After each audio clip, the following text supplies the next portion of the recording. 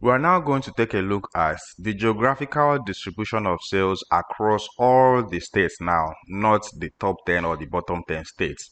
And for this, we are going to make use of map visual. So in Power BI Desktop, we have a couple of map visualization types. So by default, you should always see on your visualizations pane the normal map, and there is a second one called the field map. All kinds of map basically work in the same way. They just need you to provide a column or a field in your data that has geographical information, right? The geographical information has to be one that can be connected on a map, like cities, like name of states, like countries, like postal codes, like longitude and latitude. So we are going to select the map visual, and when you click on the map visual, if you are using it for the first time, you won't really be able to create anything, and we are going to see why. Then we'll see what we can do about it. So I'm just going to resize this map visual correctly. Then we have a field here for location, and since I want to show the sales by states, or maybe the cities now, rather, I think I'll prefer to go with cities now, right? So let's go and pick city. So once I click on city, you are going to see that it's going to bring out an error. So if I come to the focus mode, it says map and field map visuals are disabled. Now it gives me a direction on what to do to correct this. So to enable them, go to File, Option and Settings, Option, Global Security, blah, blah, blah. So I'm going to click on File, and then I will go to Option and Settings. Then I will go to Options.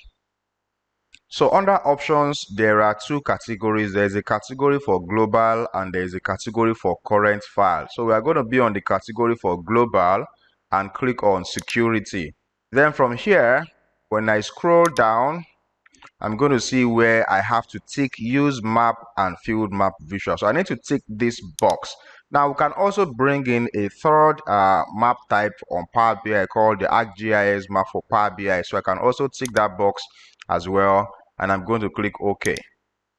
So once that is done, I'm going to remove this my location field. Then I'm going to try to put it back. That's the city. And you can see it displaying some bubbles for the cities. Now, one thing you have to note is you have to be connected to the internet before you'll be able to use any of the map visualization types in Power BI. Then secondly, remember that these our data sets only has data for the United States, but you can see some cities showing up somewhere across Europe. That's because cities can have different countries can have names of cities that are the same thing. So, you know, for you to be able to bound a city's name or a state's name exclusively for a particular country, you have to adjust your data a little bit. So I'm just going to go into my data view now, and I'm going to try to create a new column. So I'll create a new column like this. I will rename the column. Let's say I'm going to call it city country. So I'll go to the back of the formula and I'm going to type city here so that I can pick the city column from this my table. Then I'll put an ampersand sign to say I want to join the city column with, I will open double quotes, put a comma and type US and close my quote. So this is just going to join US to the back of every city that we have on the table.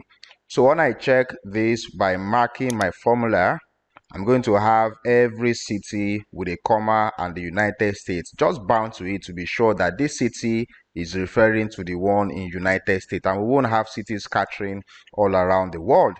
So if I go back to my report view, this is what we currently have here. I'm simply going to remove this city and I'm going to replace it with a new one I created, the city country. So I'm going to come here to tick city country, and you see that nothing happens. In fact, it becomes worse. So what we have to do is I will click on the name of this city country, not in the box now.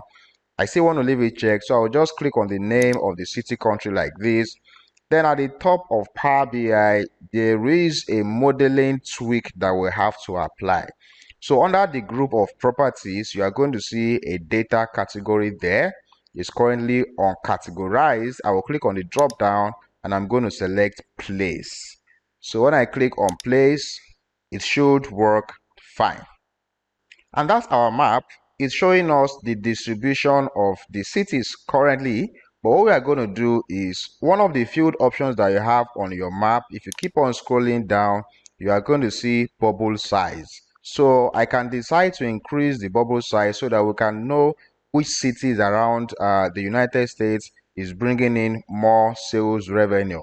So I'm going to drag sales into the bucket for bubble size.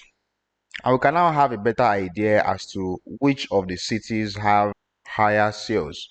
I will simply click to go back to reports, and I'm going to go to format, general, effects.